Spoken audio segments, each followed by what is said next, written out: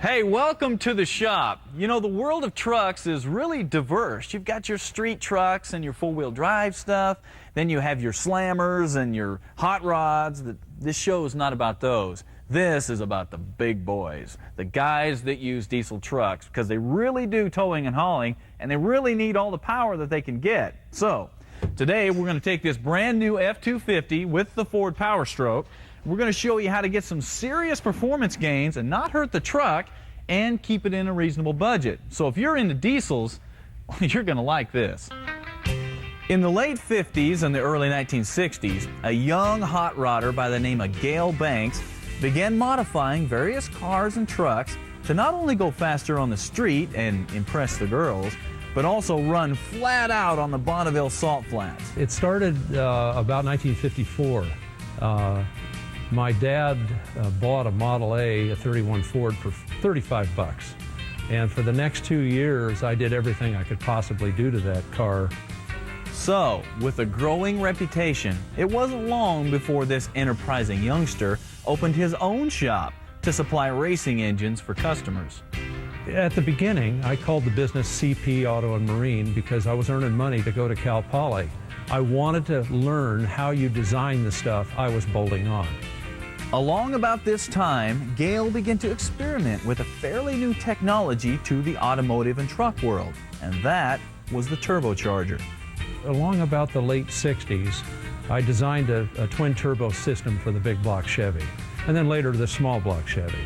For the next couple decades, Gale Banks continued to refine and expand the use of turbos in cars, trucks, and even boats.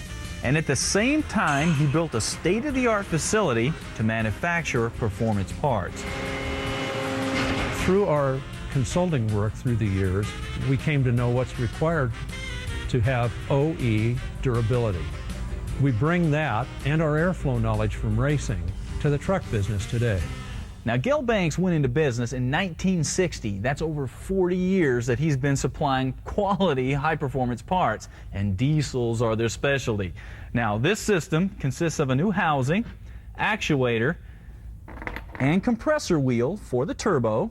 You've got the AutoMind engine calibration module, new inlet tubes, connectors, and clamps for the transmission. You've got a command module and a transmission controller. Of course, those have their own harnesses, and we'll tell you what those do when we put them in.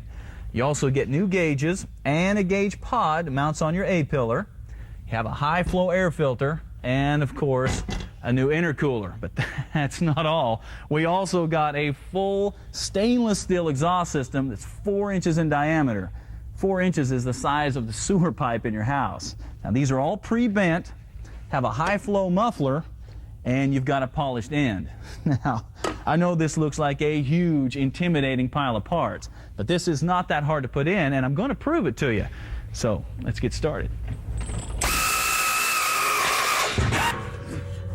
All right, the first thing you need to do is get that old exhaust system out of there. The tailpipe, the muffler, the whole shooting match. Now, about 95% of all diesels don't have a catalytic converter. So if your truck didn't come with one, well, you don't have to put one in. But unfortunately, if your truck came with it, well, it's got to go back in. Now, once you have the exhaust out of the way, it's time to go up on top and deal with the turbo.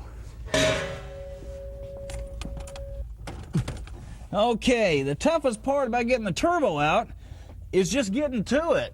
Now, don't be shy. You need to roll up your sleeves and actually get up in here or you'll never reach it. Now, once you have all your inlet and outlet tubes undone, the wiring harness, all you have to do is unbolt it from the engine and take it out. Come on, come out of there.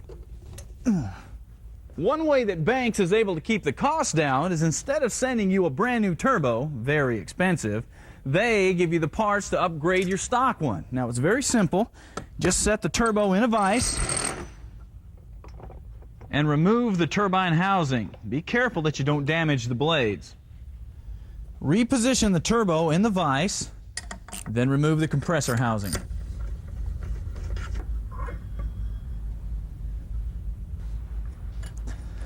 Remove the compressor impeller and replace it with the new one.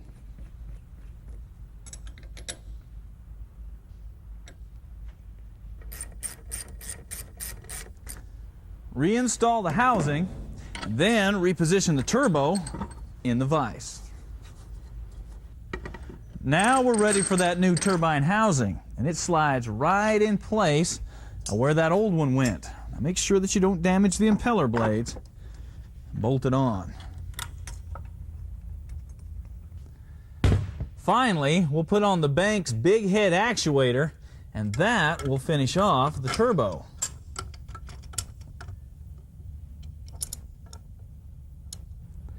All right, what we've done here is increase our airflow and our efficiency of the turbo by putting on this housing and that new impeller inside the compressor. Now, these things flow about 20 psi stock. This one now flows 32 psi, but it's just as reliable as your stock piece. Now, the big head actuator controls your wastegate, holds it closed longer, so you develop peak boost sooner, which means great throttle response. Now, the best part is, putting this thing in is as easy as just bolting it back in place. All right, that takes care of the turbo. Next comes the exhaust brake. We're going to deal with that after our own break. Stay with us. Welcome back to Trucks. We are right in the middle of doing some serious upgrades on our new Ford F-250 Power Stroke. And the system we're using is Gale Banks PowerPack system. Now, we've already got the new intercooler in, the turbo's back on, everything bolted in, no surprises. If you look real close, you can see that I've already got their exhaust brake installed because it bolts right to the turbo. Now, if you're not familiar with the operation of an exhaust brake, well, come on over here. Let me explain it to you. Now, using exhaust pressure as a supplemental form of braking, well, that's been around a long time. But the Banks brake takes it one step further. Now, the housing is cast in a nice smooth bend, and the butterfly sits a lot lower than a normal exhaust brake. This gives you 30% better flow when the brake is off, and that's really nice. Now, when the brake is on, the butterfly closes and gives you the back pressure you need to slow everything down. Very similar to compression braking when you shift down a gear. Now, the brake itself is wonderful, but to get the full benefit out of it, we also got the Smartlock transmission controller. Now, what this does is lock up the torque converter and increase line pressure so you have a direct connection between the engine and the rear wheels. No slippage. That's what you need with an exhaust brake. Now, you can see by the wiring harness, you've got about 5 connections on each end, and that's all there is to it. Okay, now it's time to go back under the truck and finish some things up.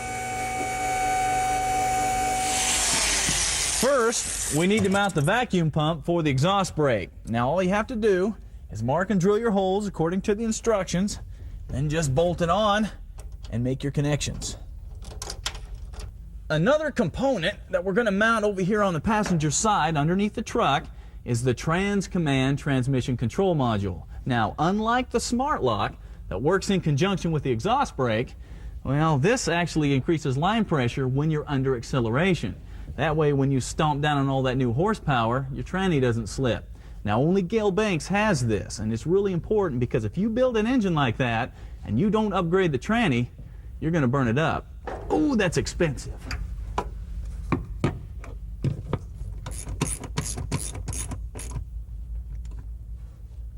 While I'm under here, it's the perfect time to deal with this new exhaust system. Now, like I said before, it's all pre-bent.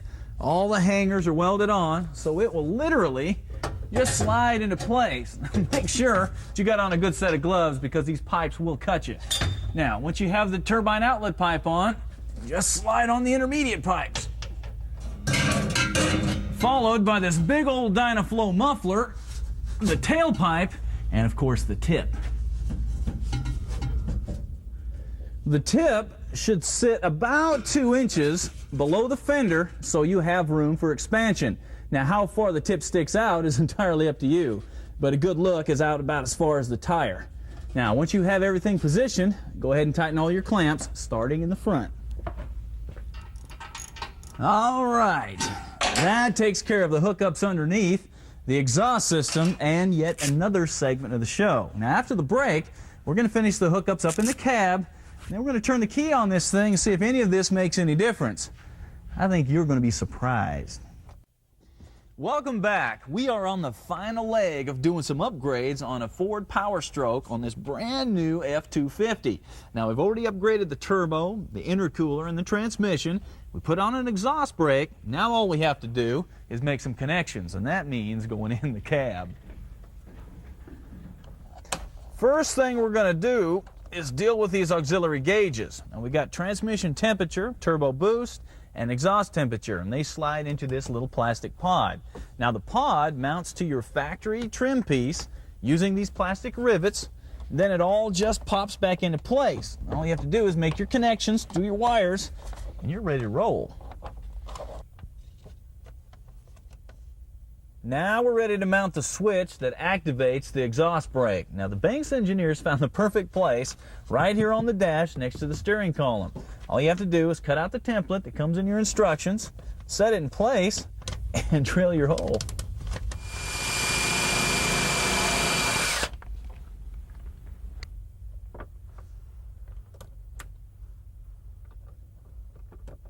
Now all you have to do is make your connections to the idle validation switch down here on the pedal, to your supplied relays, then go under the hood, connect to the brake switch on the master cylinder, the actuator control valve, and then finally down to the vacuum pump on the frame. While I'm in here, I'm going to go ahead and mount this Smartlock transmission controller, and it sticks right to this junction box that runs underneath the steering column. Now, it's held in place with some adhesive tape that comes with the kit, and all you have to do is plug in your harness and run the harness through the firewall and make your connections. It's that easy. Next, we're going to deal with the AutoMind engine calibration module. All you have to do is remove the computer from the left kick panel. Now, once you have it all disassembled, remove the plug from the back of the computer, plug in the Banks AutoMind. It's a good idea to use a piece of tape to hold this thing in place. Then slide the whole thing back into the retainer. Now remember, you're going to have to cut off some of this plastic here so that AutoMind will stick up out of there. Then just reinstall it. Now, I know you're dying to know some numbers on this thing, so here's what we got. The Banks PowerPack kit will take your stock Power Stroke from around 200 horsepower to over 300 horsepower. It'll also increase your foot-pounds of torque to over 675. That's nice. You'll also expect to get a little better gas mileage, about 3 miles to the gallon, provided you can stay out of the pedal. Yeah, right. Now, all these numbers are great, but the real test comes out on the road. So, it's time to put this thing to the test. Yeah, we'll see what this thing will pull. Keep coming.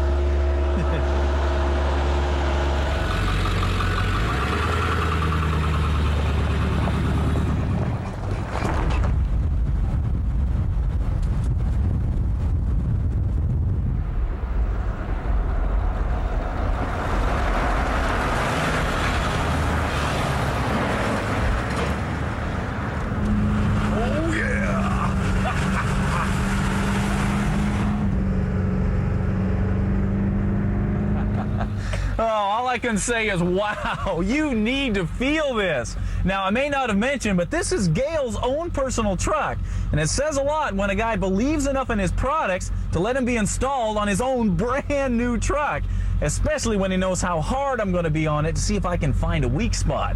I'll tell you what, I haven't found any, but I guess that's to be expected because Gail's got a reputation to uphold. But then again, so do I. So Gail, this one's for you.